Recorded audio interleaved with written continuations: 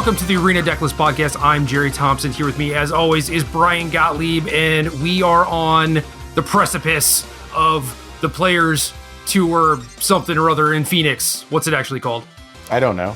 Nobody knows. It doesn't matter. You know what event we're talking about. There's multiple Magic the Gathering tournaments. One is a GP. One is a Mythic Championship qualifier. No, Players Tour qualifier. Yep. No. That who knows? Whatever. We know what's going on. Sort of. You're playing to get to the Pro Tour Finals. Is it still called that, or is it Players Tour Finals? Players Tour Finals, I believe. Anyway, there's a regional PT type of business. There's a bunch of PTQs, some LCQs, and I am going. Brian is not, which is completely fine and understandable, but there are no modern events. I looked at the schedule, and I'm like kind of excited about that because it means I don't have to take as many cards with me. So that's nice. And yeah, I feel like we should talk some Pioneer because we do have two big events that happened that we can talk about. And also the framing for this episode is a little different. Normally at the end of each episode, we ask a question, or we ask 4 questions in the people in our Discord, and we pick one and answer them. For this, we decide to just go all out and answer questions for people who are going to be in Phoenix that weekend, like anything that they want to know about as far as the GP, the PT, the PTQs, etc. And we got some nice questions to go through. So what do you want to do? Just top to bottom? That's it? Yeah, we'll just go down the list, take them as they come. Like you said, I think our patrons stepped up with some good ones here. And if you want to participate in stuff like this in the future, make sure you head to patreon.com/arena decklist, and you can get all the benefits we have for our patrons there. So who gets the pin? We do, because we're answering all the questions. Congratulations, us. I've wanted one of these Arena Decklist pins for such a long time. I've never won one before. Finally, this is our moment to claim one. Yeah, I mean, I guess we've never specifically said that we can't ask questions. Right. We just have never participated. I feel like we're just blowing it. Correct. We asked the question, hey, Discord, what do you have for us? They came with all these great answers. So obviously we have done the most to benefit the podcast this week, and we've earned our pins. Great. All right. First question comes from Nick Prince. Nick asks, does your strategy or deck selection change at all for LCQs as opposed to other events? Couple things to weigh here. Let's think about the psychology of people participating in LCQs. Is there anything different going on there? Now, my assumption is if you are participating in the LCQ for the PT, you care a lot about organized play. You are quite enfranchised. Maybe you even traveled on this lark with the possibility of securing one of these spots. Maybe you care a lot about whatever the pro point equivalent is now. Maybe you just have this goal of playing in one of these PTs. For whatever reason you are there, you're probably very invested. And I would expect you to have all the hallmarks of an invested player: deck mobility, up to the minute knowledge. So I don't think there's anything you can really exploit in terms of deck selection. Now, in terms of just like maximizing wins because you have no losses to give, look, there's mathematics that support the idea that you should lean towards a more polarized deck in these scenarios. So if you want to lean on that, that's fine. For me, I want to ensure I have access to every game. And what I mean by that is I don't want to play a deck prone to lose to its mana base, or one that will never allow me to make decisions over the course of the game. Things like, I don't know, Neoform come to mind, although I am coming around on that deck slowly but surely. But I want to be sure that like I have a sense of agency. Maybe that's my own biases and I should let that go. But I am inclined to play something that can put forth a consistent performance. And that's about all I have for deck selection. I mean, do you have any insight? Have you ever spiked one of these LCQs going back to the old PT? No, I played in a few. I know I played a limited one in Chicago and a constructed one in New Orleans, but for the most part, once I was like super invested, I was mostly just qualified for things. I think New Orleans was the one where like I actually tried to qualify for and failed, and then cared enough that I went to play in the LCQ and just blew it. So it was a good learning experience for me overall, like that entire season. But three things come to mind. The first is that you have to go 5-0 to qualify. So I do think that there is a weirder mentality surrounding the players who choose to sign up for that tournament, when in actuality, I don't think that it should affect anything. But the fact that it affects other people means that it should probably affect you to some degree. If there's some deck that, like you noted, like maybe playing a polarized deck is better because you have to win all your matches or whatever. If everyone else is thinking that, and there is a strong-ish, like fairly obvious polarizing archetype that you think that might be more prevalent in the LCQ than any other given PTQ or PT or what have you, then maybe you can make a decision about that. I don't necessarily think that that's the case here.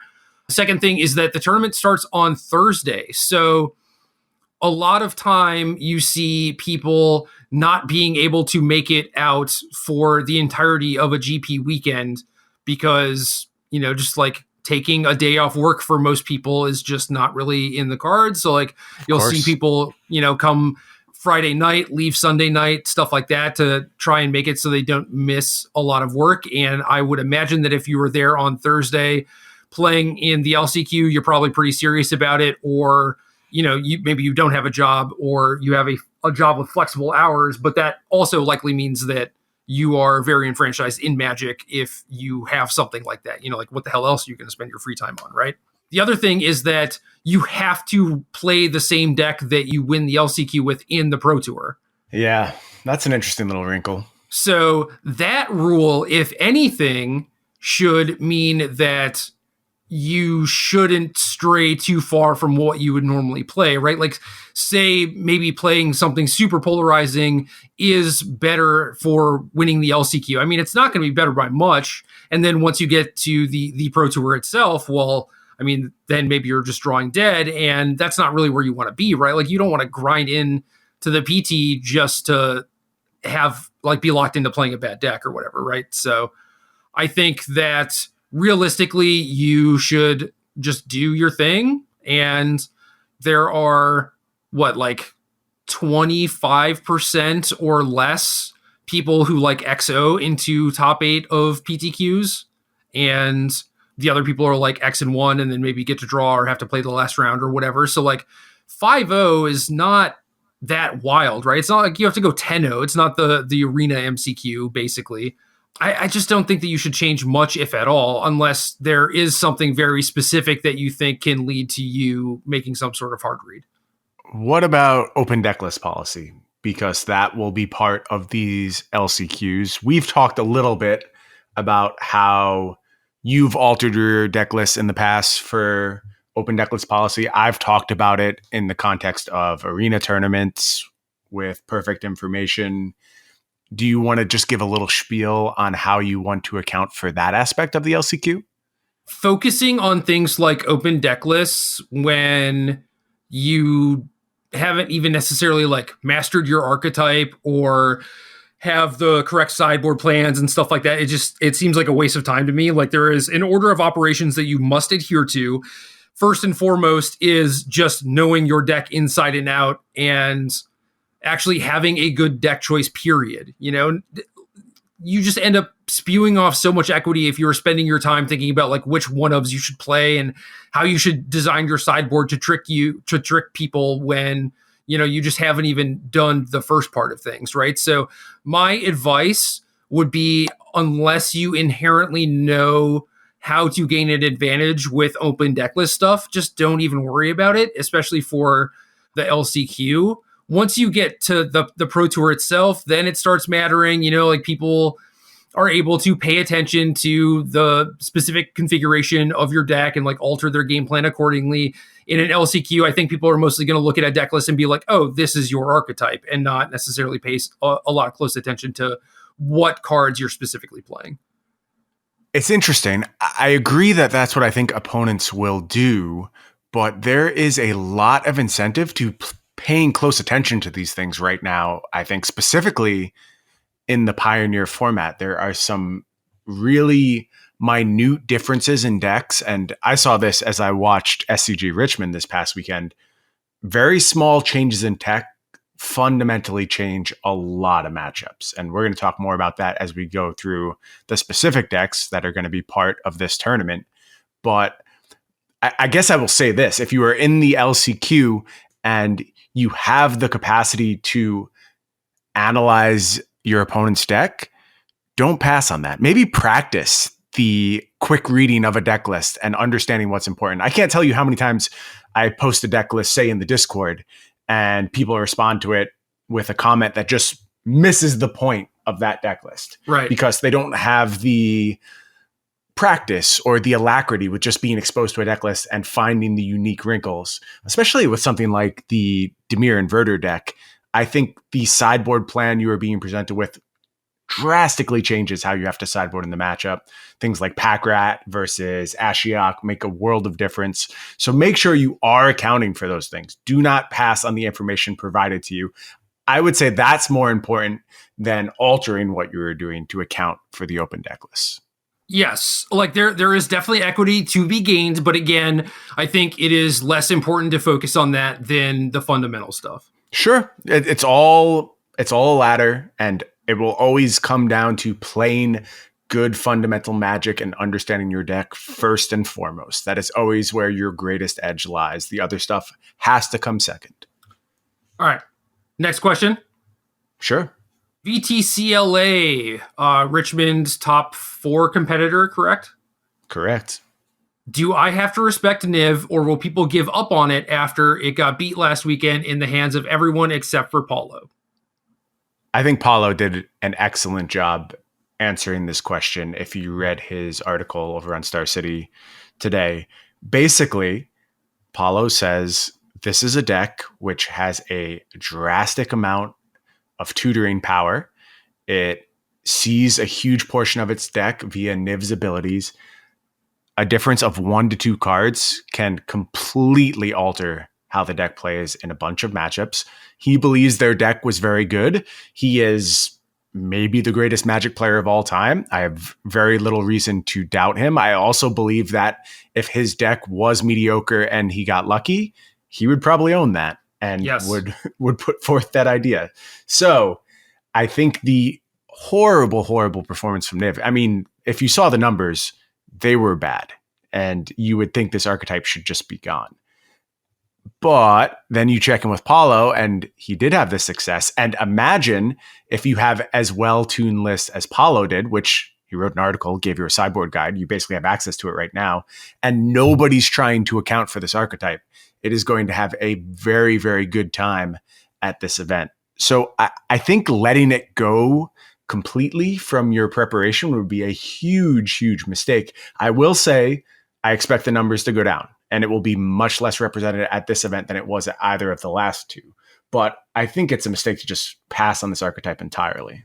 Yeah, there are about 15 playable decks in Pioneer, I would say, and Niv is certainly among them. I do agree that it is going to be trending down, but it is also a deck that if you can respect it, you should.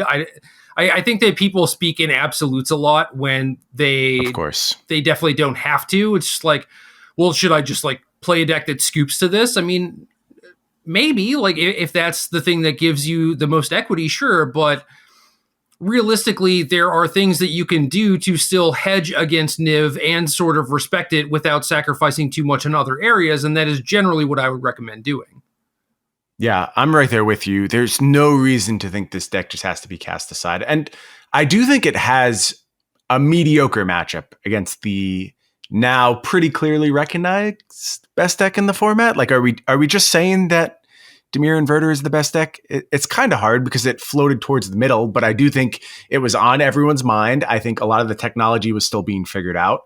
And I think people were still getting comfortable with the deck, so may not have had the reps. And if you have watched a bunch of Dimir Inverter, this deck is intricate. And Baker himself played one of the most interesting matches of Magic I've ever seen against Edgar in the semifinals. Their game 3, if you haven't seen it, go and check the replay. It was an absolutely awesome game of Magic, and there were so many competing considerations on both sides, and it shows just how complicated that Dimir Inverter deck is. And it doesn't surprise me that it didn't blow away the field, but I do think you have to put it in the conversation for just the best deck in the format. Well, every team in Richmond that made top 4 had Inverter in their Pioneer seat. Correct. And it was by far and away the most represented deck on day 2. Yeah, and granted, that is a deck that the good players chose to play. So then obviously people who are much better at Magic than the average SCG player, like their numbers are going to be somewhat inflated. That just happened to be the weapon of choice for those folks that weekend. But yeah, Brussels, it did not do super well. But Nagoya, I mean, there were a lot of copies in top 8. It did not win the tournament. Right. But again, it was also in the hands of very, very skilled pilots in that top 8. So I think that it is safe to say that there is sort of a skill cap on a deck like this, because you have to know exactly how to sequence even like your land drops. Because these mana bases are kind of wild with like Choked Estuary and Fabled Passage and the random sort of utility lands, the various castles, Ipni Rivulet, the cycle lands, you have Opt, Dig Through Time, like all these different decision points. And that's even without getting into the fact that you're playing a combo deck. And a lot of the time when you are trying to set up wins with this deck, it involves playing like a naked Inverter and just trying to like figure it out from there. And that can go wrong in a lot of different ways. And I've been punishing people on Magic Online with it a decent amount, where, you know, they think it's fine to just like play Inverter and like, oh, I'll play Jace next turn. I just like kill their Jace. And I'm just like, what are you doing? You know, you just lost the game. It's just so weird to me. Yeah. And now we're seeing decks contemplate that point of punishment. So someone told me about a Simic ramp deck they faced that had 4 Ipnu Rivulets in it, and that's challenging to play around for sure. And the game that VTCLA played, he has a 1 of Ipnu Rivulet on his side of the battlefield. That just changes absolutely everything. It affects every decision made on both sides for the entirety of the game.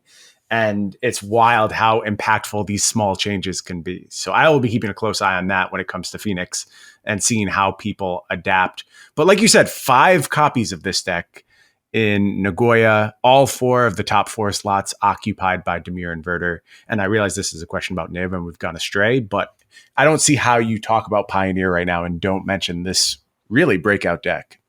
Yeah, and there's not a ton that Niv can do to get better against that sort of deck, just because I don't think so.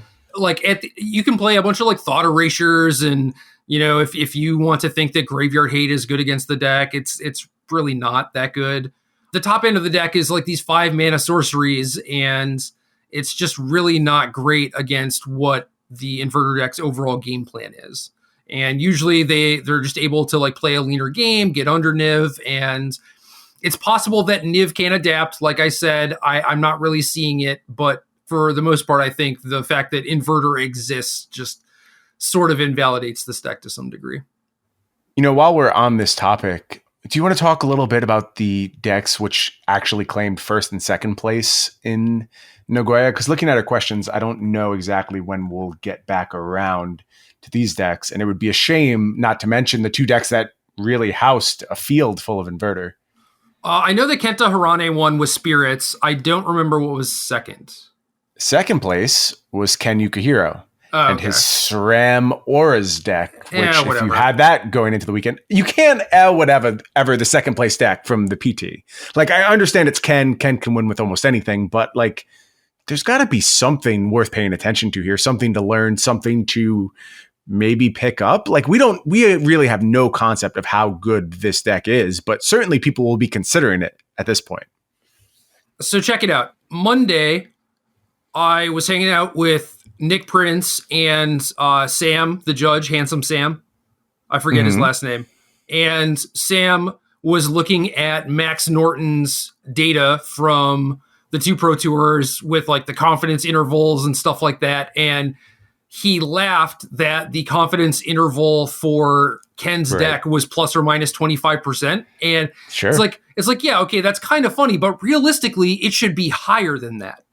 Probably, yeah. I mean, we have no clue what this deck is actually capable of, and the sample sizes are way too small, and I'm sure people are trying to figure out exactly what we have on our hands here. I love the fact that this looks a lot more like a modern deck when you start to talk about converted mana costs. Like, this is a little bit of what I thought this format would be. More cheap spells, and that has been mostly absent. And there's been a lot of haymakers instead, a lot of 4 and 5 mana spells, which I didn't expect when Pioneer started. So it's cool to see something that leans in that direction. But like, what do you see this deck as really taking advantage of? Is it just small numbers of spot removal spells that really can't account for these tiny creatures? Yeah, most of the decks are like, well, I'm playing 6, and I kind of get into this in my article this week on Star City. I'm talking about Sultai midrange, and basically there are so many decks that are hyper linear to the point where you can't really get away with playing a bunch of spot removal because it's going to be good against some decks, but not a lot of them, right? And that instead just makes it so your overall game plan should be fairly linear itself. And then you don't get like bogged down with playing a bunch of cards that just strictly interact with your opponent. You know, like Thoughtseize is the godsend where it does the same thing against everyone, and it's good against everyone, and it's cheap. So it's just like kind of the premier card in the format, right? But as far as things like, you know, Cast Down or Murderous Rider, it's like, yes, you know, these cards show up, but you can't load up on spot removal because you're just supposed to be doing something linear and ignoring people. And then that's when you can build a deck like this that is just a bunch of cheap creatures and auras, and your SRAM is just more likely to live in this format than in standard, than in modern. It just is. Yeah, this deck, 0 interactive spells in the main. Unless you want to count Karamitra's Blessing as like a weird counter spell, I will partially give you that one. But just not interested in what an opponent is doing. Just putting together a threat, getting a little lifelink, padding the life total, having card advantage built into these engines, and that's good enough for Ken Yukihiro. I will expect this deck to be mostly absent. I think this probably requires a lot of understanding that people aren't going to have enough time to get between Nagoya and Phoenix. So I still don't think this is going to take over Modern at this juncture, or excuse me, Pioneer at this juncture. But there's something special here. Like, this is the future of Pioneer, the same way Modern's future was to get more and more linear and less interactive as card pools get broader and you don't have some way of checking on interactivity, like say a Force of Will or maybe a Wasteland, then things will always trend towards linear. And this is maybe the first shot of Pioneer doing that type of modern 2 ships passing the night stuff. And a lot of it too is just finding the best 1 and 2 mana spells that fit together and just playing them together.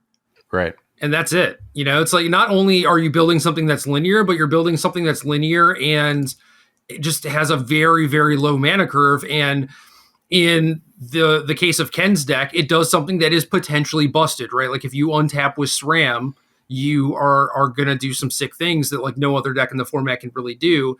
And there is kind of like a higher degree of variance, right? Because maybe you do just run into a bunch of blue-white control, mono-black aggro, stuff that can actually kill your SRAM and your other threats. But for the most part, you're just going to be playing against like other creature decks that don't have a ton of interaction, and you're going to be going over the top of them with your cheap engine-y stuff. And yeah, it's not like the solved version of the format, but like it is definitely going to trend that way until people start putting more interaction in their deck.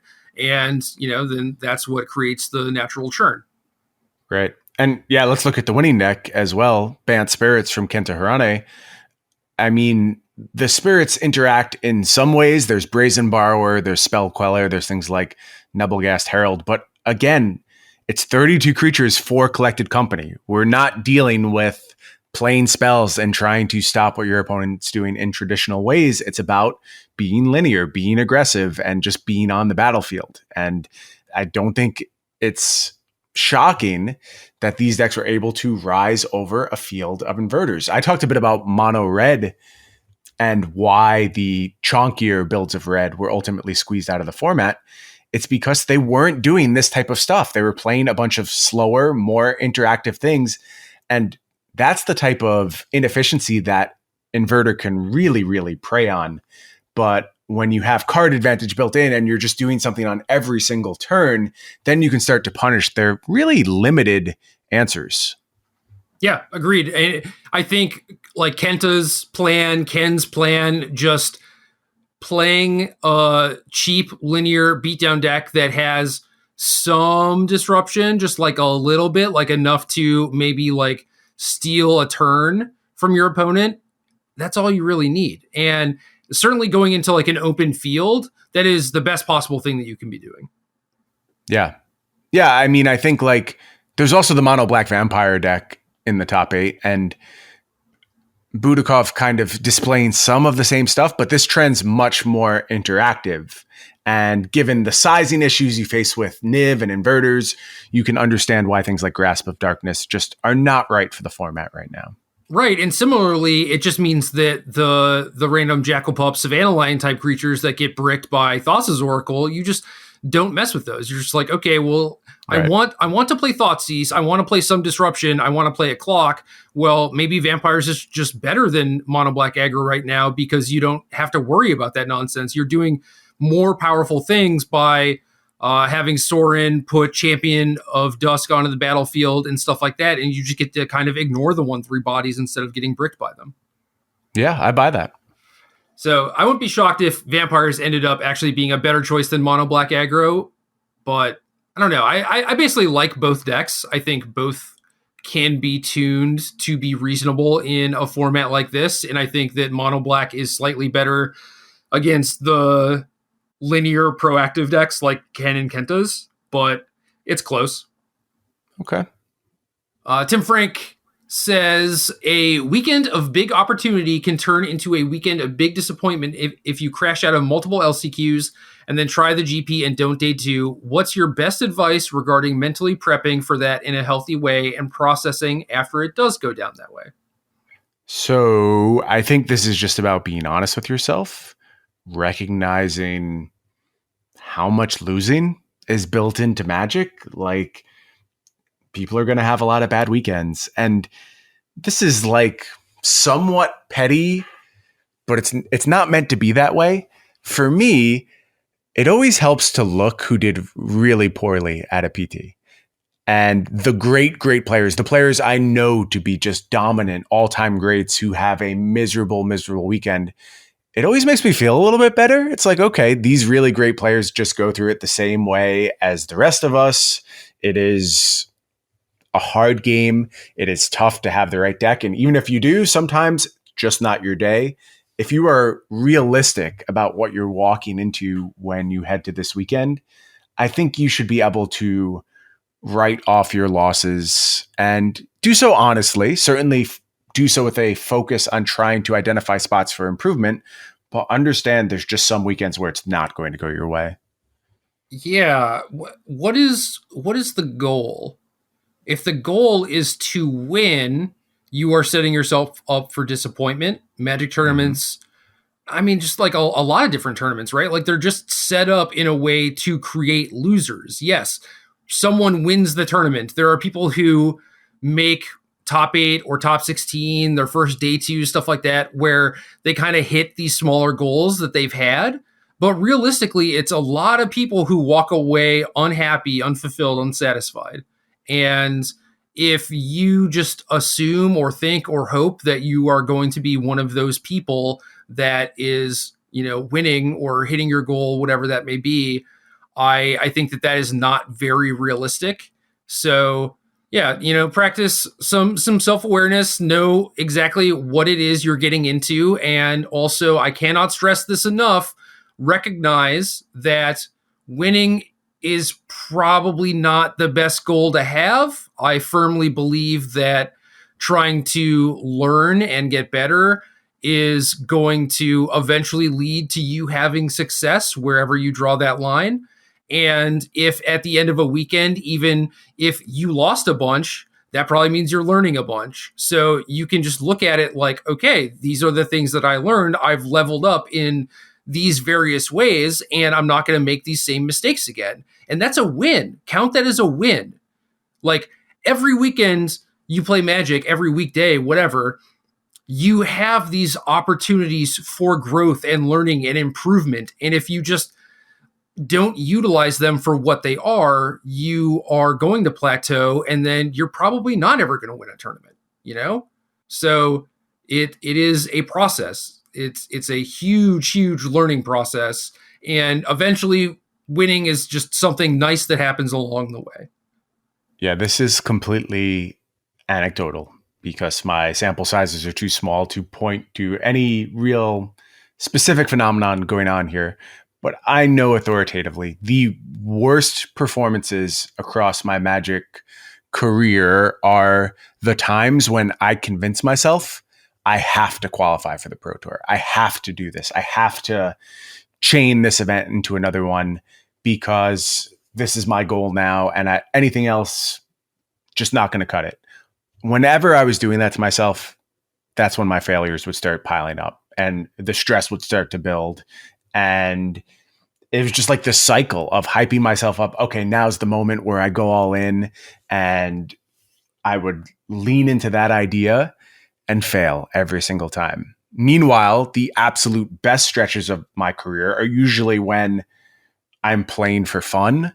I'm treating it as a break. I am enjoying myself. I am confident and comfortable and not putting pressure on myself. And then I win a bunch.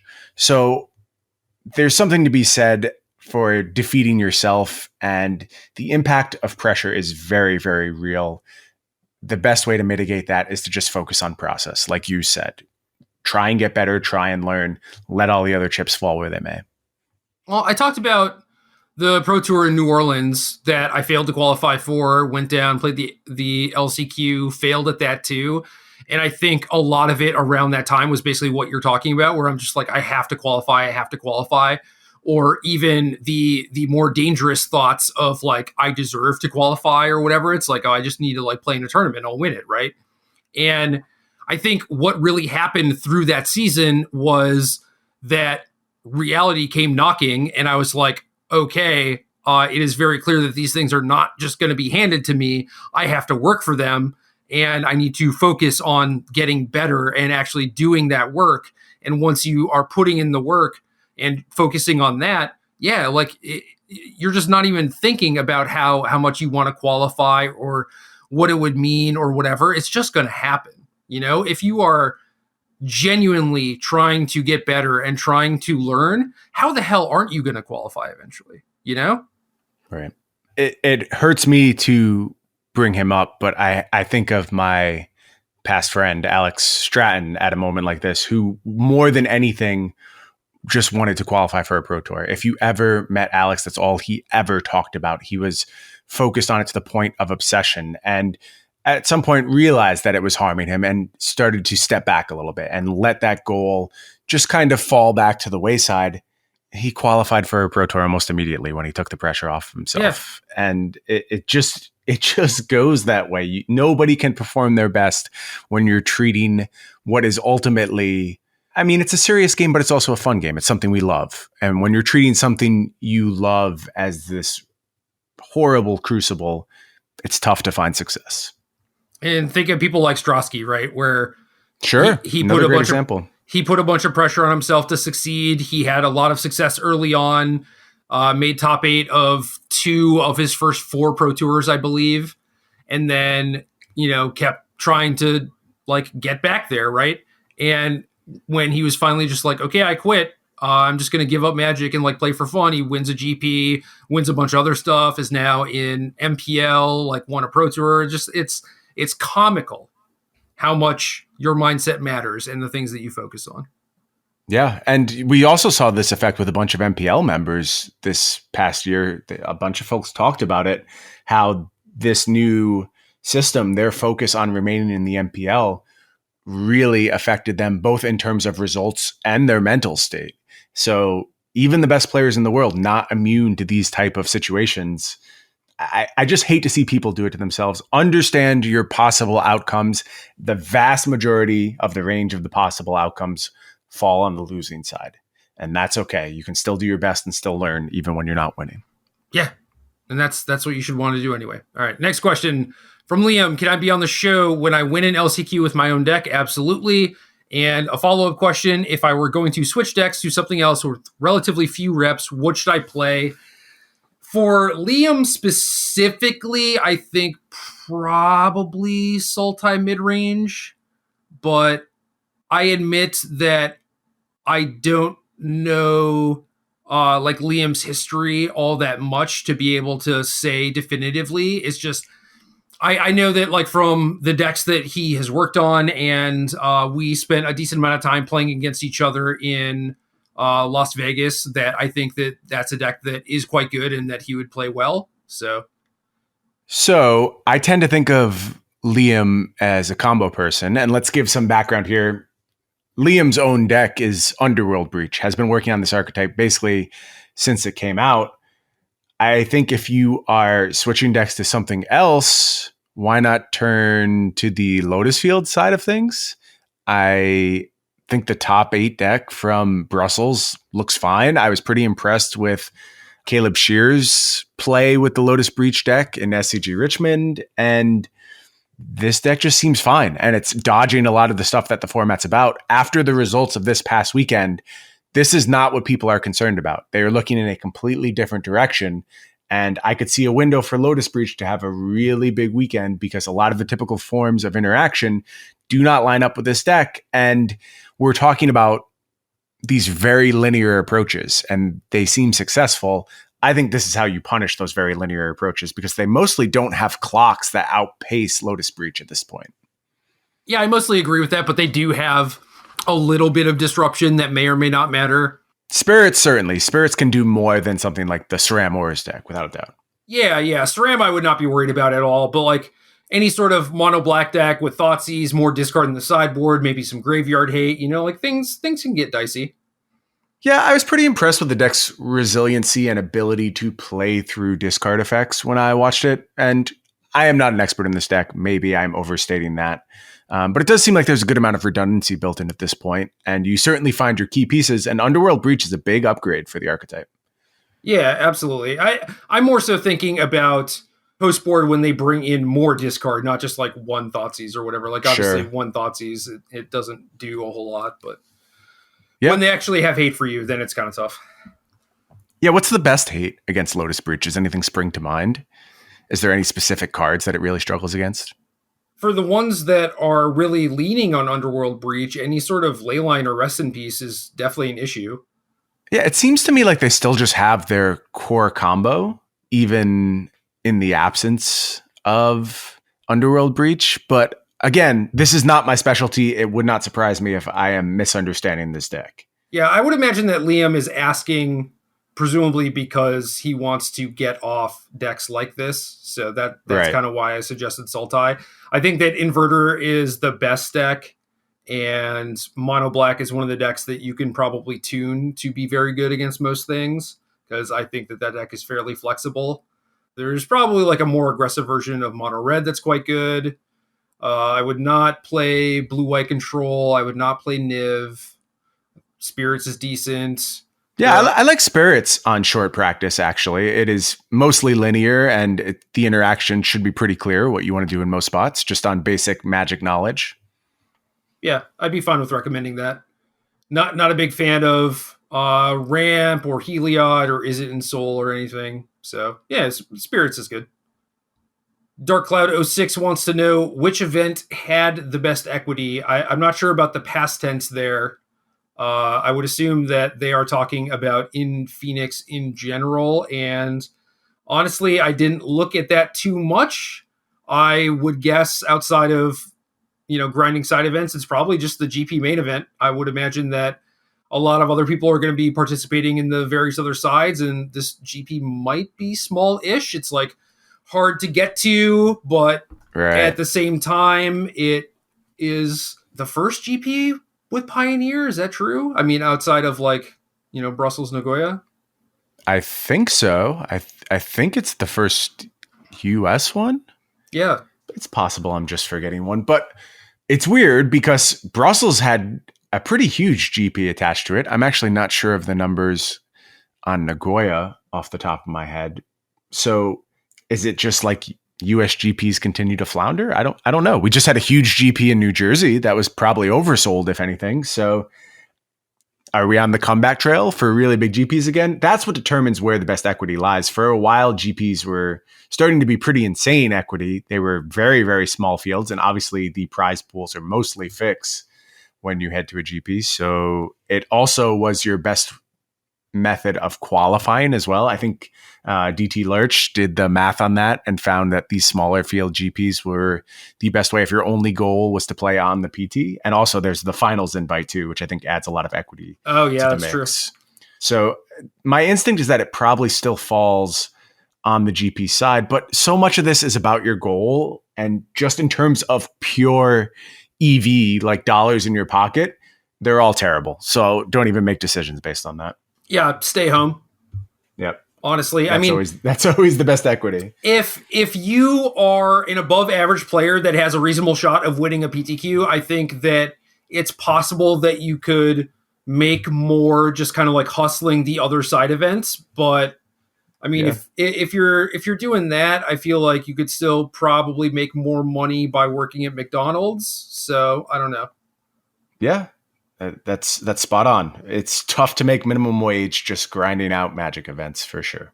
And then DT Lurch asked, no nonsense, what is the shortest list of decks you'd consider playing in the event? I kind of went through that. Inverter, Mono Black, Spirits, different version of Mono Red. I think that Sultai is pretty good too. And that's about it, honestly. I guess it's now time for me to press you a little bit on Sultai because we haven't talked about the winning deck from Brussels yet. Just kind of classic mid-range decks that felt like they were mostly squeezed out of the format. But this deck put up insane numbers. And it wasn't just Yol playing it. There were multiple players playing Sultai Delirium. And it had a really, really good performance. Now, still on the smaller end of sample sizes, but you were talking about those confidence intervals. And the confidence interval on this deck suggests take it seriously, understand what's going on here, because this might be the next big archetype. I don't know about that because mid-range in general is just typically flawed, but this seems that way. And that's why this result surprised me so much. I did not have my eyes on a deck like this going into the weekend. So the difference is that this deck is to play Satyr Wayfinder, Grizzly Salvage, and Uro. So you are a mid-range deck with an actually good engine.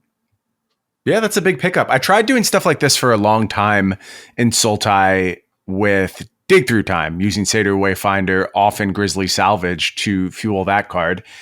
To mixed results, it didn't quite have the oomph I was looking for, but it is very easy for me to see why if I was just able to slot Uro in the spot that Dig Through Time was previously occupying, it did a much better job of squeezing together that mid game where I was just getting run over by the aggressive decks. Yeah, Uro's better because you get to do this rampy stuff. You gain life in the meantime, and it's trivial to bring back the first time, and then you kind of have to work for it from there. But if it sticks against aggro or even against control, really, I mean, like every attack trigger, you're gaining life, drawing cards, like getting closer to playing Emrakul or a big walking ballista or cracking a bunch of clues with Tireless Tracker. So I don't know. Uro is just so good and basically so compact. Like you don't need to draw it in your opening hand. You can just mill into it with either of the like the Wayfinder, Grizzly Salvage stuff. And it's just so good. It just helps the deck so much. It keeps your life total fairly high for your Thoughtseizes and all the shock lands that you have to play in order to facilitate this 3-color mana base and everything. So it just solves so many problems. Yeah, let's not forget when this format started, there was a lot of talk about Emrakul and this possibly being a card that should have been preemptively banned from the format. It has never even come close to living up to that potential, but it should, right? Like this is a powerful Magic card. It messed up a standard format to the point it had to be banned. And really, it's just that this type of Magic hasn't existed. We talked about a bunch of reasons why maybe it still should not, but it does feel like the secret sauce was found a little bit here, and there's a lot of good pieces that just can hold the fort until all this late game power comes together. Emrakul is medium. It's another factor of the format trending super linearly. And that means that when you Emrakul your opponents, they don't have a bunch of stuff that can just wreck them. You know, that makes sense. Like, you have a pile of creatures, or even against like, blue-white control, like they have a Supreme Verdict, and the Emrakul doesn't really do a whole lot. So it's like a 2-for-1, maybe a 3-for-1. And a lot of the time that's enough to lock it up. But like in standard, it was basically just like you cast Emrakul and you won the game, Right. And in Pioneer, you cast Emrakul and against Spirits, for example, it's like they don't care at all. Like, yeah, you get to eat one of their things in combat, and then they get to play like a Nebelgast Herald and tap it or whatever, Right. So a lot of the time it just doesn't perform all that well. I do think it's the best endgame that you could possibly play. It just doesn't necessarily close the door like it did in standard. Okay. Well, that's an interesting change for that card, to be sure. So the PowerPoint for this deck, then, it's Uro, right? It's Uro, but not just the fact that like the card is in the deck. It is the fact that you want to play all this self-mill stuff anyway to enable Traverse, and then those find your Uros and let you like continually replay them and stuff. So it is just like this very, very nice package. Is there any squeeze there between wanting to enable Traverse and Uro eating a lot of your graveyard? Somewhat. I mean, there are definitely situations where if you escape Uro, you can't Traverse, but a lot of the time you can just like Traverse for the target you want and then escape your graveyard and just keep like the weirdo card types. Like if you have the artifact, the enchantment, the planeswalker, you just let that hang out in your graveyard because you're going to get back to it, the creature, instant, sorcery, land stuff pretty easily. So like I said, the first Uro bring back is pretty trivial, and then the second one gets harder and harder. And there is like some issue with Traverse, but normally you just cash in the Traverse for, whatever, Murderous Rider, Emrakul, whatever you need in that particular moment. And then you just go about your business Uroing people, and that's typically good enough. Sure. Makes sense. Jake the Jackal, how often do you curb your own experience in comparison to others with deck selection? Played what I feel like are a lot of bad decks this last week, all of which people said were great choices. I don't know what to do with that. I mean, it really depends on how much you trust yourself. Are you the type of person who, when you pick up a new deck, starts winning right away? Are you able to understand Magic like that? I know for me, I'm generally pretty comfortable on low reps, but there's a lot of people who need to jam a bunch of reps until they feel like they understand a deck. So it really depends where you fall on that spectrum.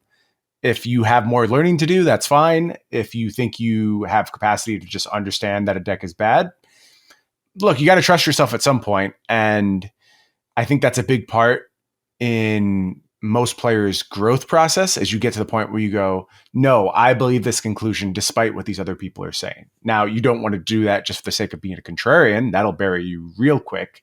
But you do have to respect your own conclusions to really be able to move the game forward. So maybe you're the one who's right, Jake. I don't know. That's going to be a question for you to ask yourself.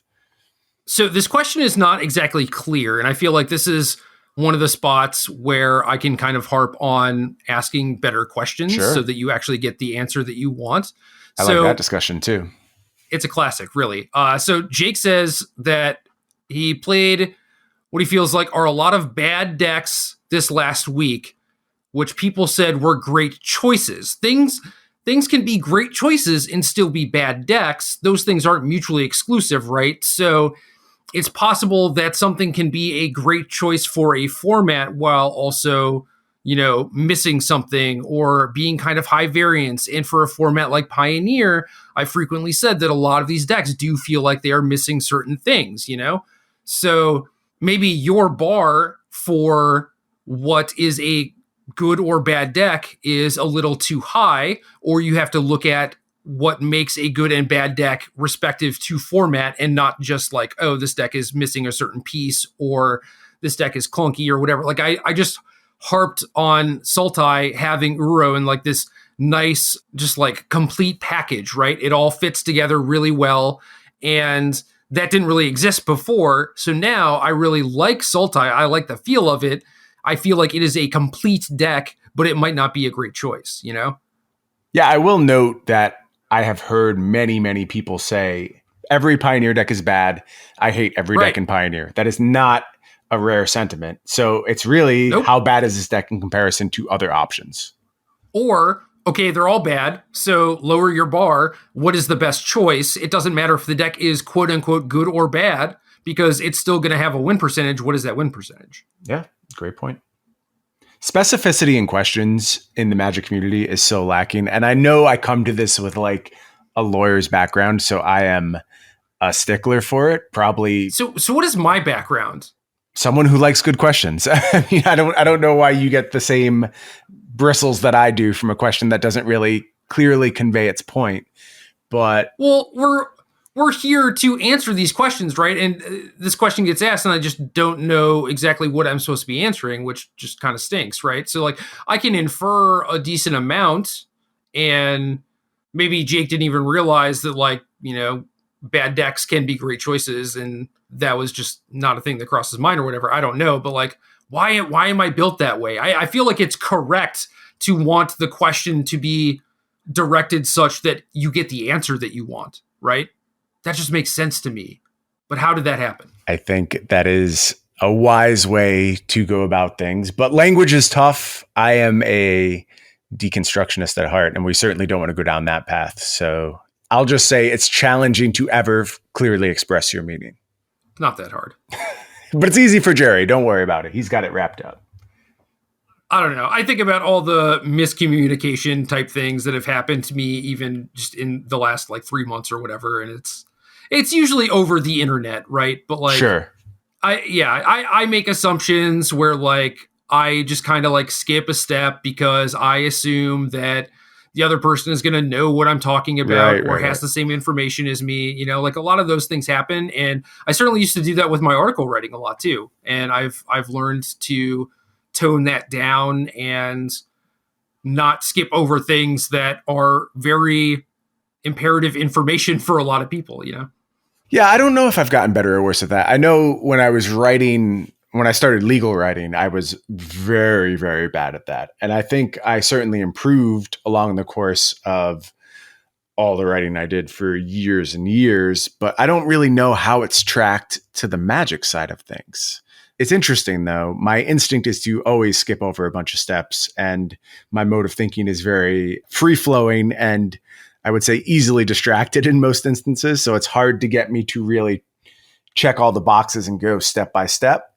But it's something I work on a lot, and it just leads to better questions, better communication, and better understanding. Yeah. And I think that just makes everything better and easier and nicer, and we should all strive for that. Anyway, Delver Guy wants to know extraction effects, Leyline of the Void. When is it a trap? When is it smart? Says he's playing mono black for reference, but the answer to the question can be in general. So like, you know, that's nice. That's helpful. Gives us a little bit of insight into what exactly he's thinking about. Yeah, I think like many things, it's a cost-benefit analysis. For something like Niv, it's pretty low cost to have your one of extraction effect included in the deck. And then it's how much is it really stopping opposing decks? And are there a bunch of opposing decks in the format that are really beat up by, you know, Unmoored Ego, whatever extraction effect you want to use? I think in Pioneer, the answer is they're okay.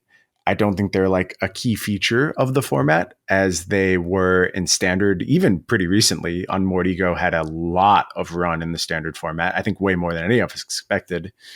So, and way more than it should have. Maybe. I usually agree with that, but there were some specific problems that was really the only tool you were able to use for a period of time. And that's the question too. Like, is there a more versatile, more impactful tool I could use instead? Or am I just looking for a very easy, quote unquote, solution that doesn't actually solve the problem that you're facing? Am I supposed to just have aggression in the place of this conditional removal effect. You really have to do the research and understand what you're trying to account for. And I think it's just a contextual question, and you need to understand the format at large. So a couple weeks ago, I was playing Mono Black. I had anywhere from 3 to 4 ley lines in my deck. And that was mostly because the Dredge deck was kind of taking off, and also the Underworld Breach decks were starting to take off. And it was like, okay, well now these two decks combined are a large enough portion of the field that I feel like I should have Leyline in my deck. And then there was a time period where Dredge started to fall off, and therefore I cut the ley lines, played another discard spell, I think, and it was like, okay, that will help me against control and the breach decks, so I don't need to play the super narrow thing. And since Dredge left, that opened more metagame space for different creature decks, so I had like an additional removal spell also. And now you don't have to play against Dredge. There aren't a lot of breach decks. There's the inverter stuff where you could make the argument for Leyline being good against them, although I think that has more to do with like stopping dig through time than really messing up their combo. But at the same time, it makes comboing for them a decent amount easier sometimes. So it's kind of tricky. So then people are like, oh, well, maybe I just, Lost Legacy or Infinite Obliteration them. And realistically, I don't think that beats anyone. I think that it stops them from having the I win button, but they're going to have some sort of way to beat you out of the sideboard. So you're going to have to like draw your Lost Legacy, resolve it, and then still be able to continue playing Magic, which is typically very difficult when you're down a card and like spent a turn doing this thing. So extraction effects specifically are typically a trap. Leyline, I don't think is ever really a trap unless there's just nothing that warrants it. Right. So yeah, this feels like two different questions. Yeah. Well, I mean, I get where Delver Guy's coming from, where these are like very narrow kind of high variance effects, like is the ley line in your opening hand, or is it like the 8th or 9th card off the top, right? But yeah, I don't know. I'm way more likely to register ley line than any sort of extraction effect, just in general, because extraction effects means that something has to be very, very wrong with the format. So I want to talk through a really good extraction effect I saw this past weekend. And I'm piecing this argument together now on the fly, so I don't know if I have it all fleshed out, but it was a Lost Legacy cast by Erin Barish, and she was playing the Yawgmoth combo deck. And she cast it against Primeval Titan and removed it from Matthew Dilks' Amulet deck. And I really liked it there, and I'm working through the reasons why it seemed worthwhile. The entirety of the Yawgmoth deck is redundant. It's Chord of Calling, it's Eldritch Evolution, it's completely interchangeable undying creatures, and then you just combine those with this one piece and the game is over. So your win package is compact, and you have about 16 ways to find it once you factor in Once Upon a Time. So taking that moment off your game plan is not as impactful as it is in, say, just like a linear aggro deck, where this is like your 3-drop spot on the curve completely replaced. Here, it's more of a step aside, and then your 4-drop is just going to win the game, and that's fine. So there's something to be said for interlocking pieces, redundant pieces, and not just trying to play on-curve Magic that I do think can incentivize things like extraction effects a little bit more. But like I said, I'm piecing this together right now, and I would have to really flesh this theory out before I would stake my reputation on it. Yeah, I mean, in Yawg versus any sort of Primeval Titan deck, Primeval Titan is typically the card that allows those decks to go over the top of something that is mostly like a fair mid-range deck, except with a combo kill. Mm-hmm. So I understand why you would want to remove the Primeval Titans, because it makes the game a lot easier. It makes you basically just like nerf your opponent's deck, right? And that could be worth it. Spending a card in a turn to do that. But I think there are a lot of situations where people kind of misevaluate that, and It's not really a thing that actually ends up mattering. in this instance, Aaron is correct. And I would wager that in general, like, she is going to be correct more often than not, right? Right. She's very good. But yeah, I'm just trying to unpack the factors that made it feel very correct in that scenario. Because a lot of times I see an extraction effect cast and I'm like, gross, that was a waste of time. But here, it felt like exactly what you wanted to be doing at that spot on the curve. Yeah. Yep. No, I mean, that makes sense. And especially because the aggro decks are, like, mono black aggro specifically is really trying to nickel and dime its opponent. And the Yawgmoth deck can do that, but most of the time it's going to win by assembling some combination of cards, right? Right. And then you just sort of win in a big way from there. Yep. So I understand why it is more okay to take time off when you're playing this pseudo combo deck, you know? Yeah.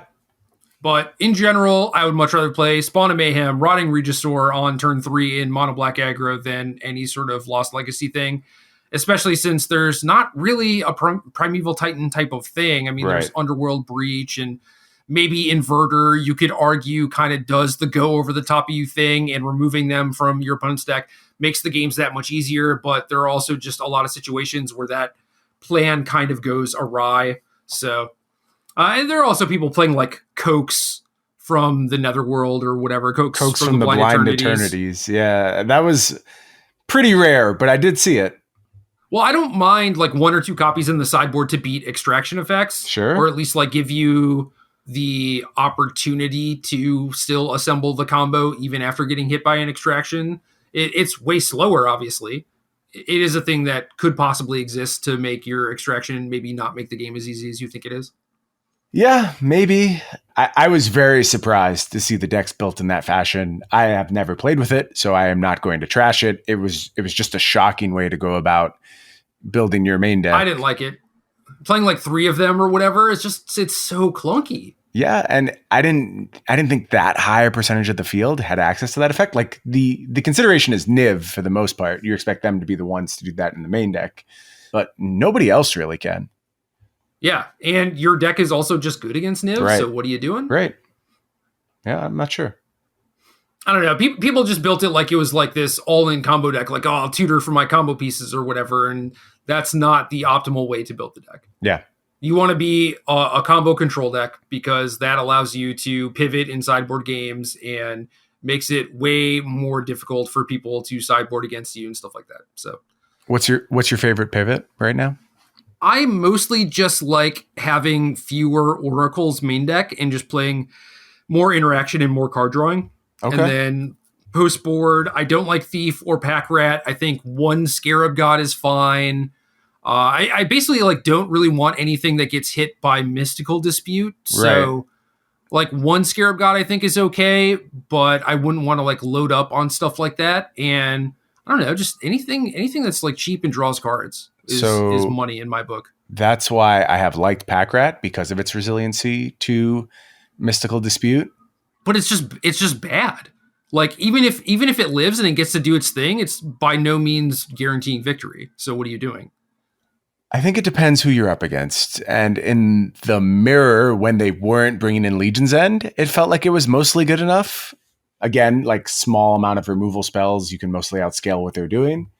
But I mean, I guess it's like you have to do comparisons to what you can potentially replace it with. And I saw Ashiok and hated them, thought they were just abysmal, like huge high variant swings on that card. Like you said, anything getting tagged by Mystical Dispute. So like Thief of Sanity is basically out for me. Somebody, I don't want to say who it is, but I'll give them credit maybe on next week's shows in case they are trying to keep it under wraps. But somebody suggested a card you will be very excited to hear. I don't know if you like it in this particular context, but I know you love it overall. Treasure Map, draws cards, little mana advantage, doing anything for you? No, nothing. Bloodfest. Pass. Bloodfest is better.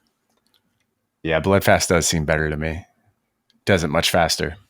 Yeah, and that also came from someone who I'm not going to name. Maybe give them props next week. Okay. We'll see who ultimately takes it down. Bloodfast versus Treasure Map. You've betrayed your Treasure Map roots and are going with Bloodfest. I love Treasure Map, but this deck has a lot of black sources, and people aren't really dealing you damage in matchups where you want that sort of stuff. So It is way better. And then obviously a wombo combos with Scarab God, which is cool. Yeah. No, it seems cool. I like it. Not Tim Turner. Thoughts on Gideon of the Trials of Target Inverter? I've been having success with it in stream. Is that on stream? I don't know.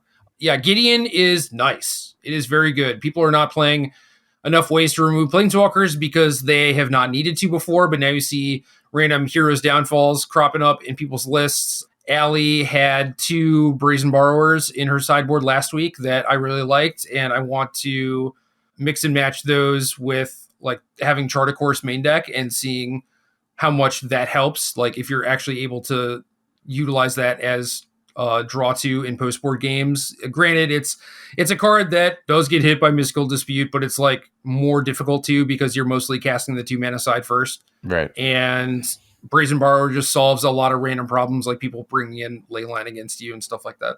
Yeah, I like the flash a lot for sure. Maybe I'm a big dum-dum. Inverter of Truth is a big boy. 6/6 flyer. Don't you just kill the Gideon? Is it just plussing you out of the game and that's the whole problem? Well, yeah, if you have Inverter, they can just bubble the 6/6. But it just makes it a lot more difficult for them to actually win the game, right? Like they just can't combo until they actually find a way to remove Gideon, which is not that easy. Okay. Yeah, I mean, I think like if this becomes a widespread thing, it's probably pretty trivial to pick up Noxious Grasp, which might be a fine card in the format anyway. But also, what's the white deck right now? It's just like Heliod setups. And I mean, I guess if you were still tricking yourself into playing blue-white, you could do that. But for the most part, it seems like this might be a fine card without a really good home, unless you believe in the white decks, which no top 8 appearances, but I thought these decks were getting to a pretty reasonable place before these PTs. Heliod Company is good against the format 2 weeks ago. Okay. And, you know, things might change where those decks can cycle around to being good again, but I just don't think that they're great right now. Is this matchup in particular one of the problem points? Yeah, I mean, like, you don't have Thoughtseize. You do kind of have a clock, but you're mostly this value gaining deck, which doesn't really interact well with someone who's trying to combo kill you on turn 6 or whatever. So I think that is a big part of it. And Gideon does a decent amount to help remedy that, but it's only one card. Maybe there are other things too. Like I saw Remorseful Cleric doing some stuff, but like, okay. I don't really like that either. Yeah, that card is always underwhelmed in my experience, but it's interesting. There's still tech to be found in this Pioneer format for sure. Maybe someone can combine Gideon of the Trials with the right other pieces and actually have it matter. I mean, it's a card you could play in Spirits, but I think that a lot of the Spirits just disrupt anyway. Right. And you get to side in things like Mystical Disputes, so there are better options really than just playing Gideon. Sure. And the last one, DT Lurch, is Sultai Inverter nonsense or sweet? Can't it be both? Usually, nonsense is the sweetest stuff in my experience.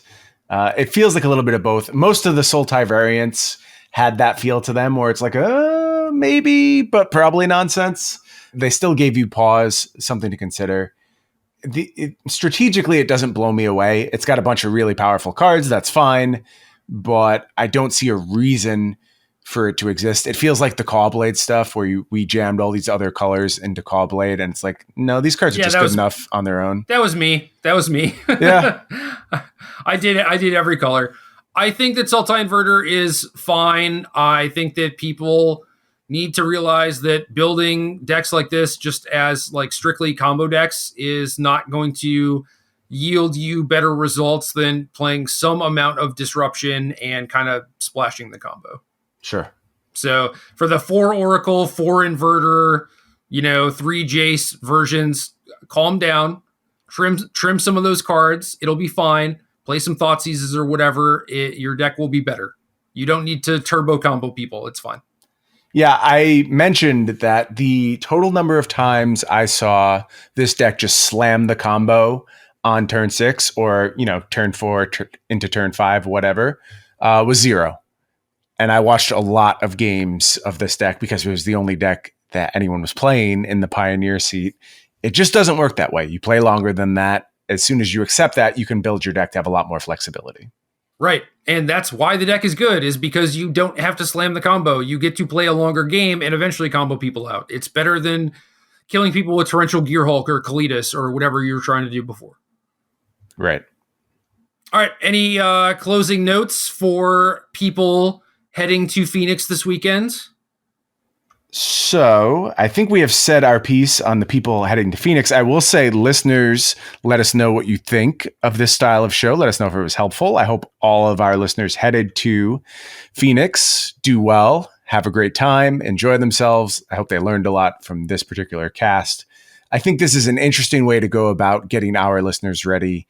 And it's cool to do something a little bit more pointed. I kind of thought we'd get stuck with like a 3-hour episode when I proposed this, and we'd be just bogged down with questions. But also, we kind of asked at the last minute and didn't give people much of a window. I think that was smart on our part. Otherwise, we'd just be here forever.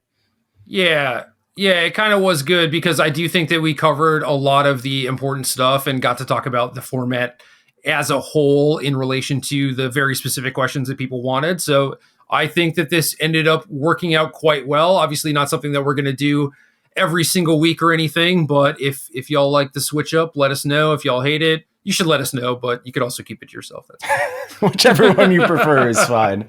That's the way we take all negative feedback. You can either tell us or go away. No one cares. We will take feedback, but similarly to the asking good questions, please provide good feedback. Don't just be like, podcast man bad. Well, that's pretty eloquent, actually. That's game.